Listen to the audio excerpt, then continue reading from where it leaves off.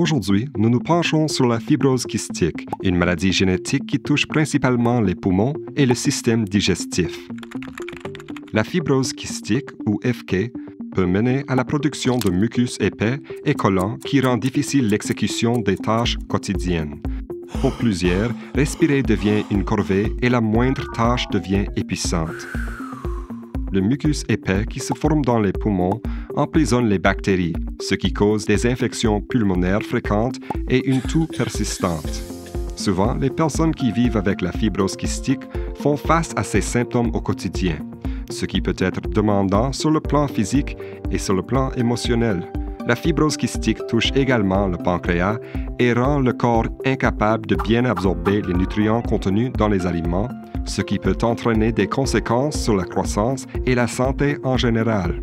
La fibrose kystique est causée par une mutation du gène CFTR, qui règle le mouvement du sel et de l'eau dans les cellules du corps. Quand ce gène est défectueux, il cause une accumulation de ce mucus épais. Pour que la maladie se développe, un enfant doit hériter de 2 exemplaires du gène défectueux, soit un de chaque parent. La plupart des cas de fibrose kystique sont diagnostiqués durant l'enfance, mais un faible pourcentage de personnes peuvent apprendre qu'elles ont la fibrose kystique à l'âge adulte après avoir eu des problèmes respiratoires ou digestifs inexpliqués et persistants. Parmi les signes et symptômes courants de la fibrose kystique, on trouve une toux persistante avec mucus épais, des infections pulmonaires fréquentes, une difficulté à respirer, une faible croissance et une incapacité à gagner du poids malgré un bon appétit, une sueur au goût salé. Il est important de consulter un fournisseur de soins de santé pour obtenir une évaluation approfondie si vous pensez reconnaître ces symptômes chez vous ou un proche. La fibrose kystique est habituellement diagnostiquée par un test qui mesure la teneur en sel de la sueur. Les tests de dépistage menés chez les nouveau-nés aident à diagnostiquer la fibrose kystique et permettent une intervention rapide. Si la fibrose kystique est une maladie génétique qui ne peut être prévenue, il est tout de même possible pour les futurs parents d'obtenir du counseling génétique pour bien comprendre les risques qu'ils courent et les solutions qui s'offrent à eux pour une planification familiale éclairée. Comment donc traite-t-on la fibrose kystique?